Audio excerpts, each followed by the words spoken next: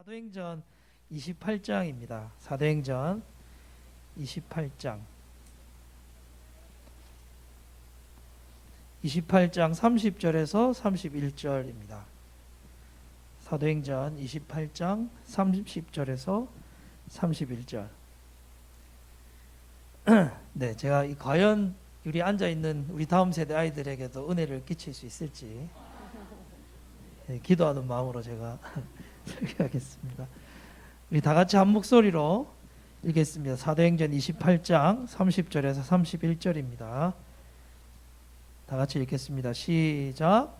바울이 온 이태를 자기 셋집에 머물면서 자기에게 오는 사람을 다 영접하고 하나님의 나라를 전파하며 주 예수 그리스도에 관한 모든 것을 담대하게 거침없이 가르치더라. 아멘. 아멘.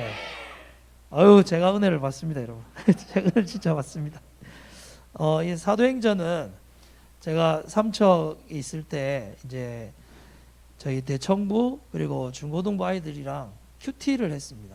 큐티를 했는데 이 사도행전을 다 끝내지 못하고 저는 이제 밀양으로 내려왔고, 그래서 제 나름대로 이제 사도행전을 마치기 위해서 이제 뭐 새벽기도 마치고 조금 큐티를 하거나 한절하거나 뭐 또 한 장을 하든지 하면서 이제 거의 다 마치게 되었고, 사도행전을 하면서 선교를 떠나는 저에게도 큰 좀 은혜가 있어서 같이 이 말씀을 나누었으면 좋겠다고 이 말씀을 준비했습니다.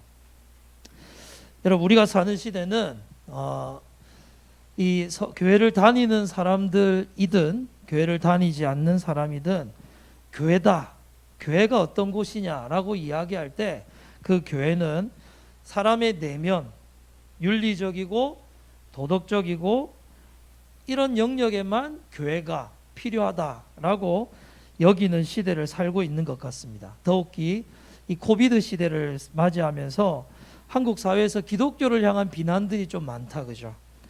이 많은 목소리들이 들려오고 있습니다. 대형 교회나 또 몇몇 목회자들의 잘못들로 교회가 비난을 많이 받으니까 교회는 세상이 요구하는 목소리들에 관심을 가지면서 세상의 지지를 받으려고 노력을 많이 하고 있는 것 같습니다. 이런 교회들의 태도들이 잘못된 것은 아니지만 여러분, 이런 것들을 하면서 교회만이 할 수 있는 일들을 놓치면서 사회의 요구들에 귀를 기울이다가 보니까 교회도 힘들어지고 또 세상도 힘들어지는 그런 결과를 만들고 마르는 것이죠. 마치 중세시대처럼 교회와 성도의 수는 많았지만 힘과 능력 그리고 교회로서의 기능을 상실한 시대를 우리가 살고 있는 것은 아닌가 하고 생각은 해보는 것입니다. 쪽수는 많은데 힘이 없습니다. 이럴 때일수록 그런 영적인 어둠을 깨고 개혁의 바람을 일으키며 참된 부흥을 주도했던 우리 믿음의 신앙의 선배들에게 우리는 집중할 필요가 있는 것이죠. 여러분, 종교개혁의 슬로건이 뭔지 아십니까? 종교개혁의 슬로건 마틴 루터나 쯔윙글리나 16세기의 종교개혁을 이끌었던 모든 사람들의 슬로건은 초대교회로 돌아가자입니다. 초대교회로 돌아가자. 처음 여러분, 교회가 로마 사회에서 핍박과 고난을 이겨내면서 로마를 복음으로 물들일 때에 그 당시에 AD 100년쯤에 기독교 인구가 한 몇 프로일 것 같습니까? 기독교 인구가 로마 인구의 한 몇 프로 정도 될 것 같습니까, 여러분? AD 100년쯤에 몇 프로 정도 될까요? 10%. 땡. 네, 다운입니다. 다운. 0.2 다운입니다. 몇 프로일까요? 네, 0.0126 이 정도 됩니다. 여러분, 그 AD 100년쯤에 0.0126 정확하게 하면 이 수치거든요. 이 정도밖에 되지 않는 소수의 집단과 그 사람들이 로마 사회를 복음으로 물들였던 이 초대교회, 그리고 종교개혁 500주년일 때도 모든 교회들이 외쳤던 슬로건이 똑같았습니다. 초대교회로 돌아가자 이렇게 외치면서 교회의 변화를 만들고자 노력한 것이죠. 그만큼 초대교회는 영적으로 어두운 시대의 힘과 능력을 잃지 않았던 모든 장소와 시대의 모델과 같은 교회가 초대교회라고 할 수가 있습니다. 교회와 성도만이 이 어두움 가운데 참되게 살아갈 수 있는 길을 제시하는 빛. 예수님이 우리 성도들에게 이렇게 이야기했죠. 너희는 얘들아 우리 다음 세대 아이들, 우리 예수님이 너희들에게, 우리 믿는 크리스천들에게 너희는 빛과 뭐다? 소금 누구예요? 소금 나와. 이거 마구 뿌려도 되죠, 이거? 네. 자, 이거 원하는 거 가져가세요. 네. 그렇습니다, 여러분. 여러분, 이 어두운 세상에 사람들은 나름대로 자신들의 길을 찾아가고 있습니다. 마치 이 길이 우리를 구원할 구원의 길인 것처럼 돈을 쫓기도 하고 미래의 안정, 노후 보장, 많은 기술, 문명들을 쫓아가고 있지만 오직 예수님의 그 제자와 그 성도와 교회만이 유일한 구원의 길을 제시하는 빛인 것이죠. 여러분, 과학과 의학, 기술이 이렇게 발달하고 사람들의 삶의 질이 이렇게 개선되었지만 우울증과 자살의 문제가 해결되어지지 않는 이 세상 가운데 오직 교회와 성도만이 세상을 살맛나게 하는 소금인 것입니다. 교회만이 그 기능을 할 수가 있는 것이죠. 그런데 교회와 성도가 세상에서 말하는 도덕적이고 윤리적인 부분만을 강조하면서 살다 보니까 교회와 성도가 제 역할을 놓치고 있는 것입니다. 그래서 우리는 오늘 본문에서 아주 소수의 사람들이 고난과 핍박을 이겨내면서 과학과 철학과 문명의 최고라고 할 수 있는 로마를 복음으로 물들였던 그 초대교회의 특징들을 오늘 함께 살펴보는 것이죠. 오늘 본문 30절에 바울이 이태를 머물다가 잠시 풀리고 이렇게 기록되어져 있습니다. 그런데 이 기록 다음에 28장 31절이 끝난 다음에 이제 2년 동안에 바울은 쓰여져 있진 않지만, 사도행전은 기록되어져 있지 않지만 이제 2년 동안의 사역을 마치고 네로 황제에게 잡혀서 순교하게 됩니다. 그렇게 되면 이 사도들이 주도했던 초대교회의 30년은 마무리가 되는 것이죠. 이제 2년이 지나면 바울과 사도 요한 빼고는 모든 사도들이 죽어서 이제 사도들이 주도했던 사도행전, 교회는 이제 막을 내리고 맙니다. 바울이 감옥에 갇혔는데 31절에 보면 복음을 가르치는 일에 조금 더 거리낌이나 두려움 없이 복음을 가르쳤다, 이렇게 기록을 하고 있습니다. 여러분, 바울 하면 당시 초대교회의 이 기둥과 같은 일꾼인 것이죠. 바울 하면 모든 교회와 성도들이 힘을 얻고 자랑스러워하는 사도였습니다. 그런데 그 사도가 지금 감옥에 갇혔습니다. 살아날지 죽을지, 우리는 다음 기록을 알기 때문에 살아나는 것을, 잠시 풀리는 것을 알고 있지만 믿음의 교회들은 바울이 순교할지 또 풀려날지 어떻게 될지 알지 못하는 그 불안 속에 지금 있는 것이죠. 그러나 여러분, 성도와 하나님의 교회는 눈에 보이는 현상만 가지고 모든 것을 평가하지 않습니다. 바울이 감옥에 갇혔다, 복음을 들고 열방과 민족을 섬겼던 그 바울이 감옥에 갇혔으니까 이제 복음의 역사는 점차 쇠퇴하는 것이 아닌가 하고 초대교회들이 생각했을지 모르겠지만 여러분, 교회의 역사는 그런 것이 아닙니다. 교회의 기둥 같은 일꾼들은 고난을 당하고 시련을 당하지만 여러분, 복음은 매이지 않습니다. 절대 매이지 않습니다. 여러분들이 사도행전을 보면서 잊지 않아야 하는 것이, 어떤 시대에도 하나님의 진리의 말씀은 매이지 않는다는 것입니다. 성장을 멈추지 않습니다. 고난과 핍박 속에서도 그냥 생존만 하는 것이 아니라 성장을 하는 것이죠. 성장을 하는 것이 바로 복음과 교회인 것이죠. 바울은 감옥에 갇혀서, 여러분, 이 감옥에 갇혔을 때 절망적인 상황이었지만 바울은 감옥에서 옥중서신 4권을 써내고 맙니다. 빌립보서, 에베소서, 골로새서, 빌레몬서 같은 이 주옥과 같은 옥중서신을 감옥에서 써내려가는 것이죠. 특별히 빌립보서 1장 12절을 한번 우리 살펴볼까요? 빌립보서 1장 12절입니다. 근데 어떻게 이렇게 빨리 찾아내시죠 이게? 제가 그냥 말했을 뿐인데 이게 나와 있네요. 한번 다 같이 읽어보겠습니다. 시작. 형제들아, 내가 당한 일이 도리어 복음 전파에 진전이 된 줄을 너희가 알기를 원하노라.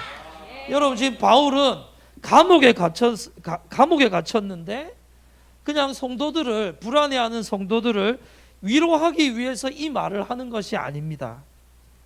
자기는 갇혔지만 자유인으로서는 도저히 복음을 전할 수 없는 간수에게도 복음이 전해지는 역사가 있었다 하고 지금 이야기를 하고 있는 것이죠.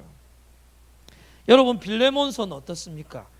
빌레몬에게 재정적인 손해를 입혔던 이 오네시모라는 종이 있었습니다. 그런데 그 오네시모가 바울의 사역, 감옥에서 만나서 바울의 사역을 돕는, 성장하여서 바울의 사역을 돕는 일꾼으로, 동력자로 성장하게 된 것이죠. 그래서 빌레몬서를 보면 바울은 빌레몬에게 오네시모가 이렇게까지 성장했으니 나의 사역을 위해서 다시 돌려다오 하고 편지를 써내려가고 있습니다. 여러분, 에베소서는요, 바울이 쓴 구원론 하면 이 에베소서에 가득히 이 몇 장 안 되는 6장밖에 안 되는 이 에베소서에 바울의 구원론이 너무나 이 농축으로 딱 기록되어져 있는 본문이 에베소서입니다. 이렇듯 복음은 매이지도 않고 이 감옥에 있는 이 상황 속에서도 바울은 하나님의 복음의 사역을 멈추지 않고 있는 것이죠. 그런 면에서 육체적으로 눈에 보이는, 여러분 오늘 우리가 보고 있는 이 세상에서 교회가 보여주고 있는 그 암담함과 어둠 속에서도 우리는 반성도 하고 회개도 하고 또 세상을 향해서 바른 행동들을 해야겠지만, 여러분 교회사를 보면 교회는 흥망성쇠를 반복하지만 하나님의 교회와 하나님의 말씀은 요동하지 않습니다. 교회 기둥이라 할 수 있는 사도들이 다 죽어도 교회는 300년 동안 로마의 핍박을 견뎌내면서 교회는 다 이겨냈습니다. 여러분, 한국 교회와 목회자와 성도들에 대해서도 사람들이 이렇다 저렇다 맞는 이야기들을 합니다. 실제 잘못된 것도 맞습니다. 또 한국 교회와 전 세계 교회의 불안한 미래를 예측하기도 하지만 우리는 사도행전을 통해서 하나님의 역사와 하나님의 역사가 만들어내는 그 결과와 과정들을 우리는 믿고 살아가야 하는 것이죠. 여러분들의 삶도 그런 것 같습니다. 지금 우리가 보여지고 있는, 지금 우리가 살고 있는, 여러분들이 당면하고 있는 그 어려움들, 여러분들의 목을 조아매고 여러분들의 미래를 불안하게 하고 여러분들의 앞날을 두려워 떨게 만드는 그 어떤 일 속에서도 여러분들은 믿고 나아가야 하는 것이 교회와 성도는 망하지 않는다는 것입니다. 여러분, 이러한 세상의 변화와 흐름 속에서도 그러한 큰 그림들을 여러분들이 머릿속에 그리고 믿음으로 나아가야 하는 것이죠. 사도행전의 행적대로라면 이제는 조금 뒤면, 이 기록 뒤면 베드로, 바울, 믿음의 사도들 다 순교하고 다 죽습니다. 그러나 그들의 그 수고와 땀이 그 교회가 오늘의 우리에게까지 전달되고 있는 것이죠. 세상이 다 좌절하고 낙심할 때 하나님을 기대하고 하나님을 의지하고 하나님을 붙들고 하나님의 변하지 않음과 생명의 말씀의 역사함을 붙들고 하나님을 기다리는 일들을 하면서 우리의 믿음의 체질들을 조금씩 바꿔 나가야 하는 것입니다. 바울은 감옥에 들어가 있지만 오히려 복음의 무수한 진보를 이루면서 교회는 성장하고 있습니다. 초대교회가 이 모든 핍박과 모든 풍랑을 다 이겨내면서 교회가 생존이 아니라 성장하면서 자란 배경에 대해서 우리가 살펴볼 필요가 있을 것 같습니다.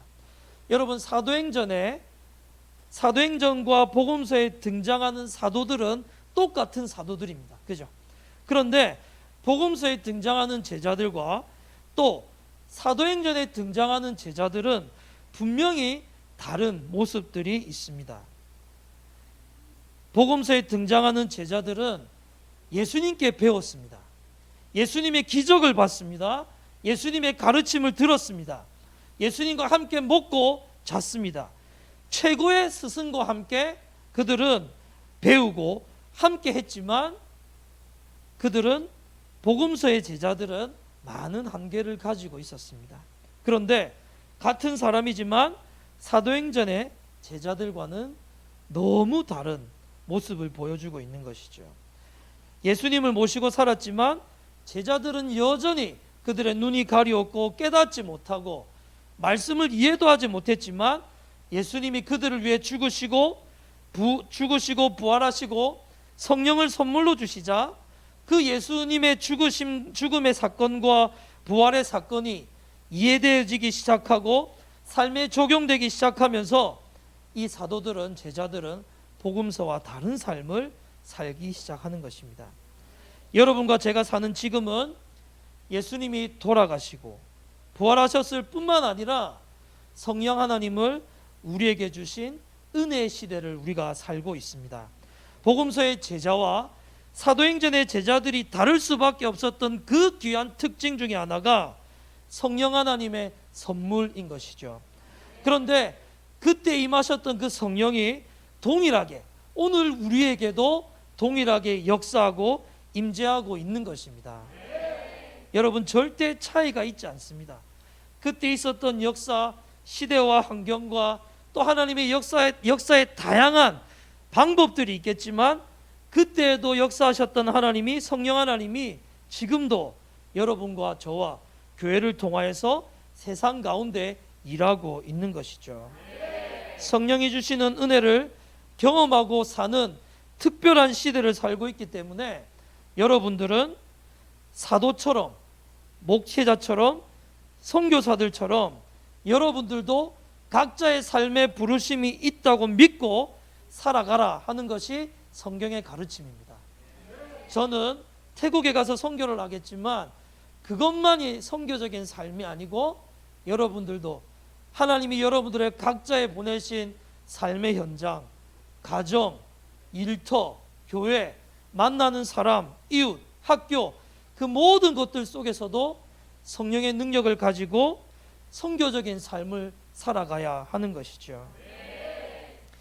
사도적인 삶은 우리가 가지고 있는 개인적인 능력으로는 되어지는 것이 불가능하게 보이지만 그때 역사하셨던 그 성령께서 여러분 가운데도 동일하게 함께하고 계시기 때문에 여러분들도 그런 삶이 가능한 것입니다. 가능하게 될 것이다가 아니라 가능할 수밖에 없습니다. 여러분 절대 여러분들의 눈에 보이는 어떠한 현상과 여러분들의 약함과 여러분들의 죄악과 그 어떤 것들 속에서도 변화를 계속 경험하면서 사도들처럼 사도적인 삶을 살아가는 저와 여러분 되었으면 좋겠습니다. 절대 우리는 평범한 사람이 아니라 성령의 임재가 있는 사람입니다. 여러분 우리 한번 옆에 분에게 한번 이렇게 이야기할 거예요. 당신은 성령의 임재가 있는 특별한 사람입니다.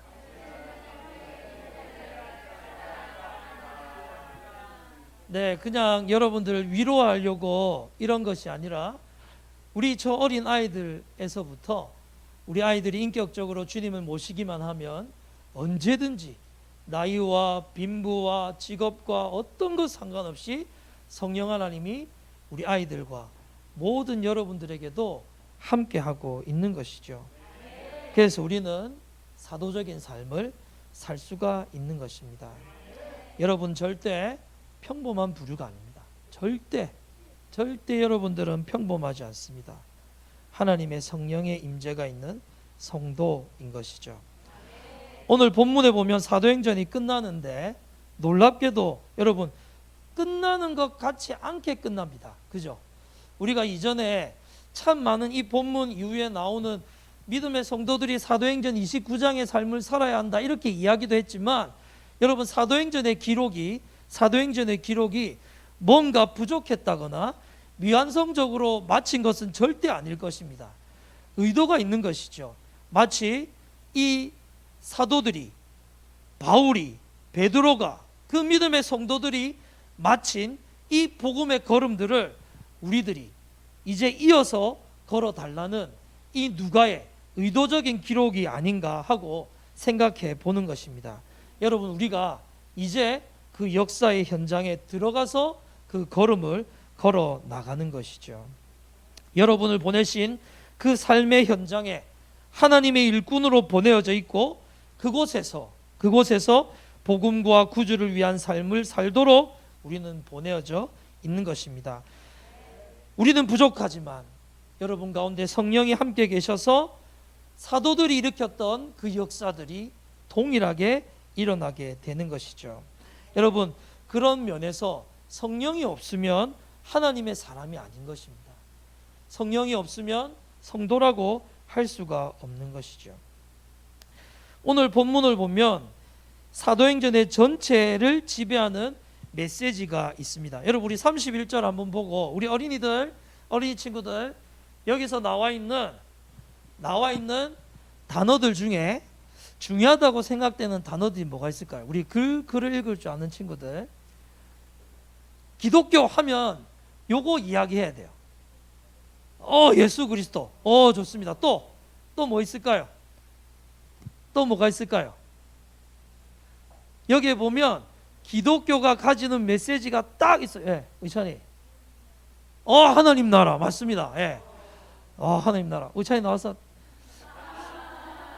저희 가족이라서 그런 게 아니고, 예. 안 됩니다. 의찬이 빨리 나오세요. 5초만 주겠습니다. 5.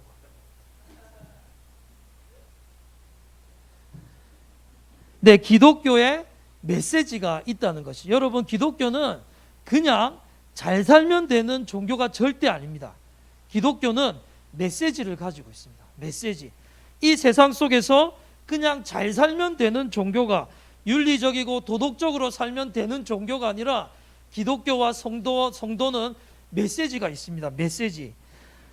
한국 교회가 약해지는 이유를 볼 때, 제가 볼 때는 이 사도행전을 지배하고 있던 메시지가 약한 것이 아닌가 이렇게 생각해 보는 것이죠.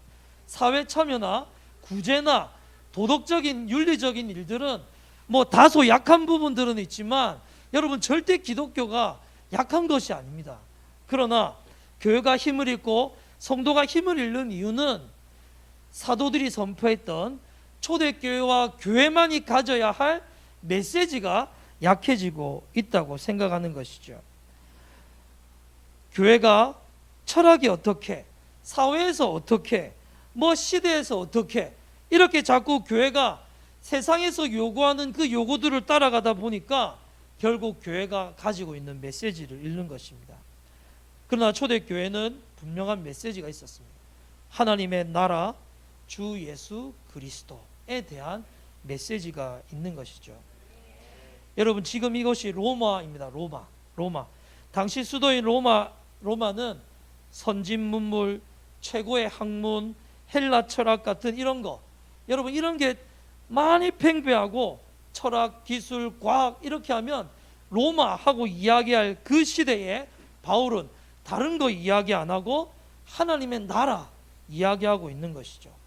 온통 물질 문명이 최첨단인 그 시대에 그 한 중앙에 서서 선포하는 말이, 지금 눈에 보이고 있는 과학과 문명이 발달한 이 나라가 전부가 아닙니다 하고, 눈에 보이지 않는 나라가 있습니다.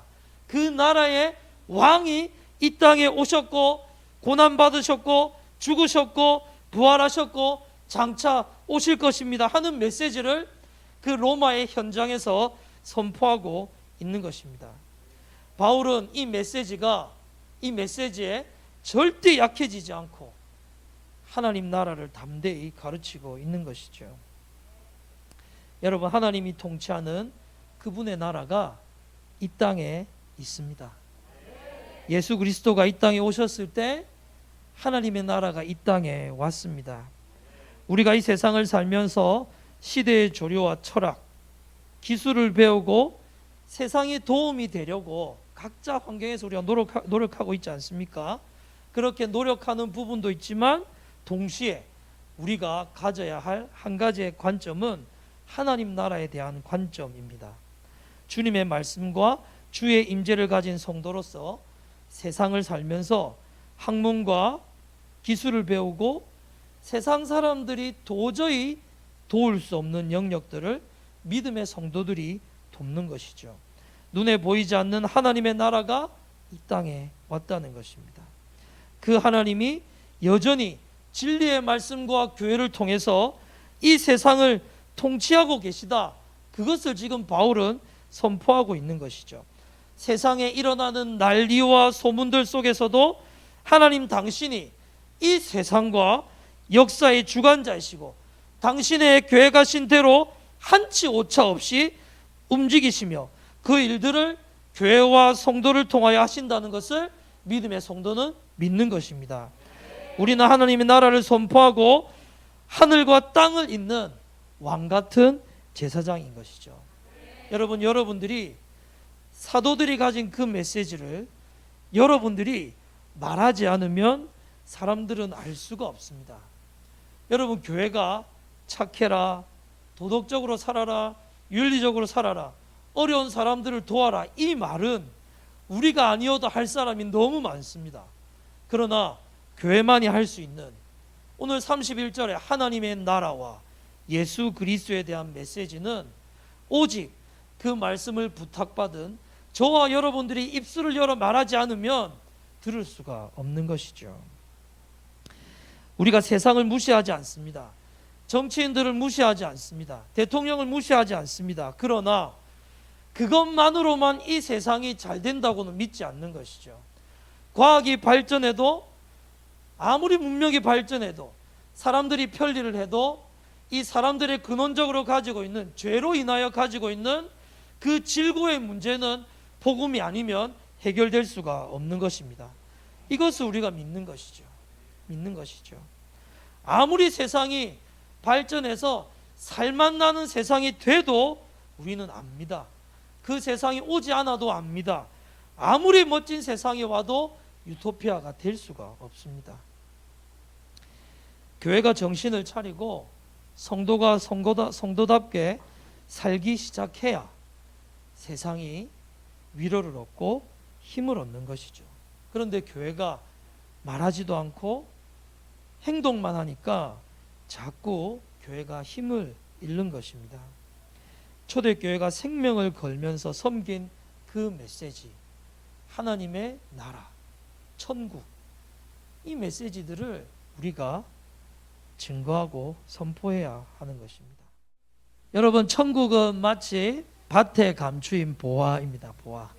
여러분, 이 보화는 밭에 감추어져서 누군가 발견한 사람은 기뻐 뛰는데 이 가치를 모르는 사람은 아무리 말을 해도 알 수가 없는 것이죠. 그죠?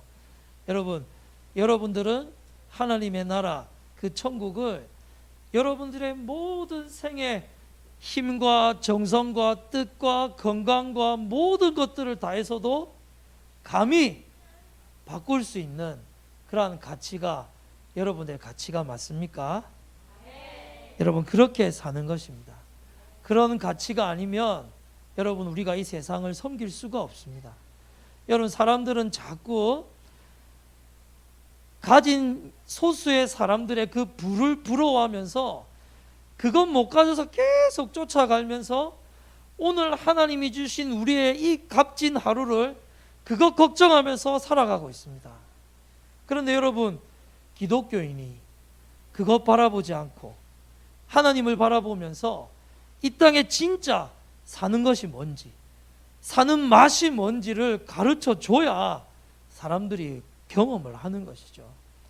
그런데 기독교인도 같이 그렇게 추구하고 쫓아가니까 불신자들이 기독교인의 특별한 메시지들을 보지를 못하는 것입니다. 여러분, 우리가 그렇게 살아야 하는 것이죠. 오직 다가오는 하나님의 영원한 나라가 있다. 그 나라를 위해 우리는 산다. 하지만 이 땅의 삶도 열심히 산다. 여러분, 그것입니다. 세상 사는 살맛을 나게 하는 기독교인이 되기 위해서는 여러분, 하나님의 나라에 대한 메시지, 또 예수님의 오심과 고난받으심과 죽으심과 부활하심에 대한 메시지를 알아야 하는 것이죠.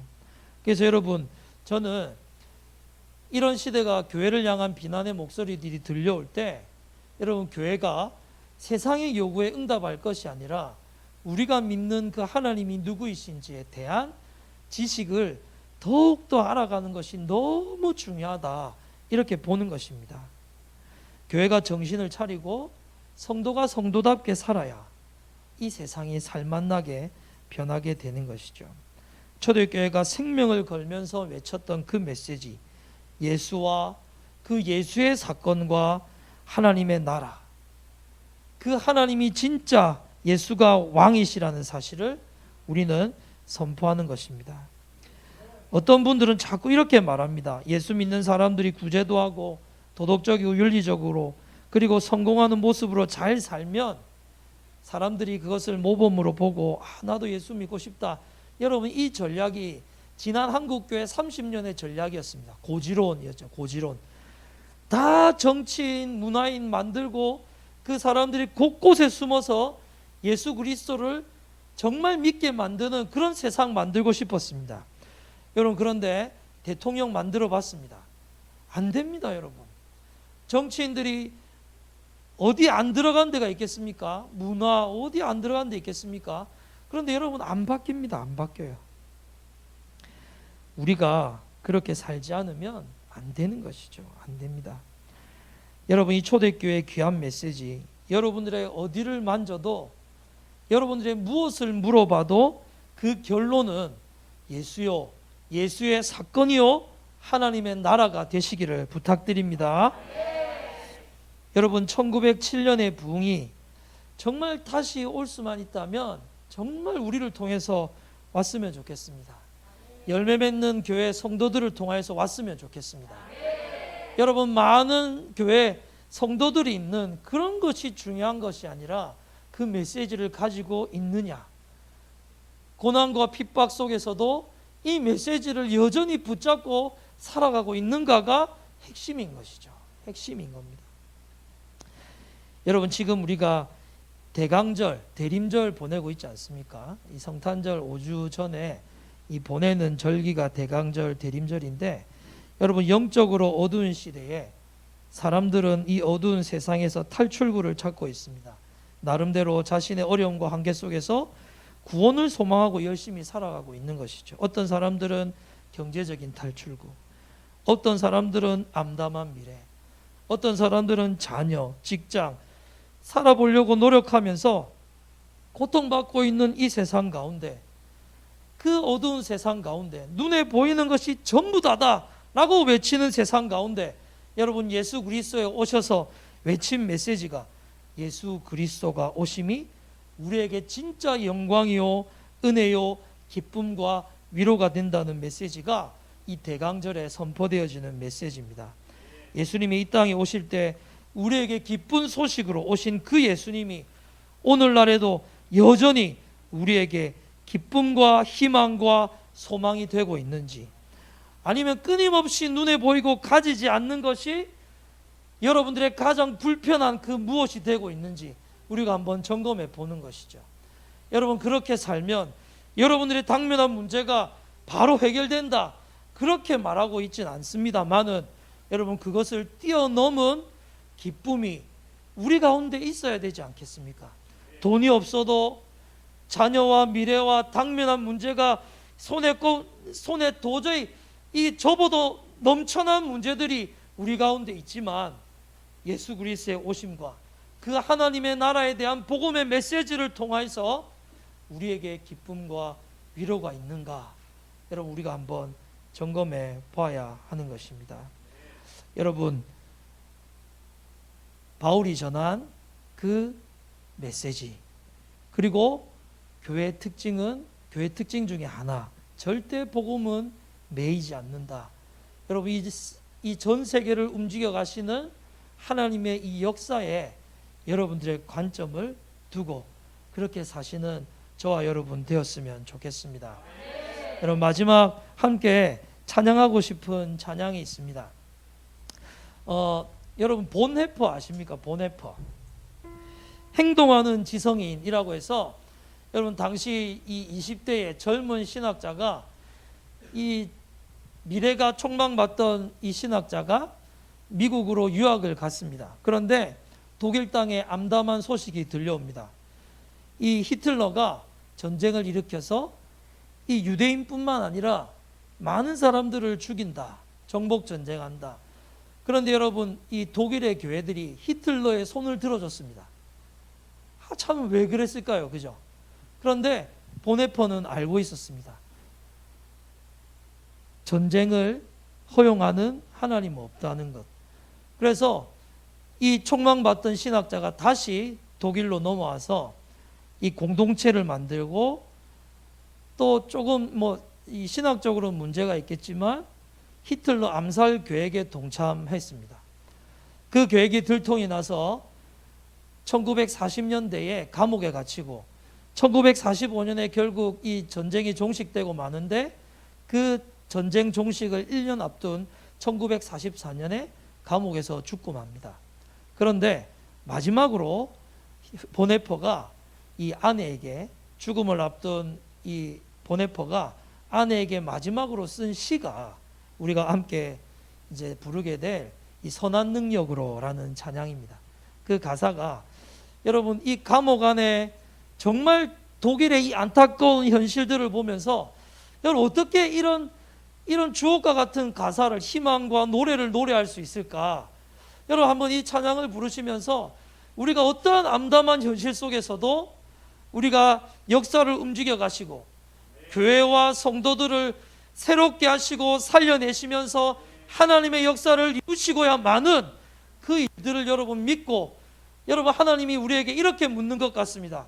이렇게 두렵고 세상과 세상의 교회를 향해서 조롱하고 복음에 대하여서 이렇게 냉소적인 시대에 얘들아 너희들 중에 희망을 노래할 자들이 여기 있느냐 하고 우리에게 물어보고 있는 것 같습니다. 여러분 이러한 시대에 예수님과 하나님과 또한 하나님의 역사들로 말미암아 여러분 희망을 노래할 수 있겠습니까? 여러분 그러한 믿음이 우리 가운데 필요한 것이죠. 우리 함께 이 찬양하시면서 우리 한번 이 본헤퍼가 죽음을 앞두었지만 희망을 노래했던 본헤퍼 하나님의 역사를 알고 있고 또한 우리도 동일한 하나님을 믿고 있고 우리의 미래가 눈에 보이는 미래가 암담하지만 하나님이 펼쳐가실 그 희망의 역사를 함께 찬양했으면 좋겠습니다.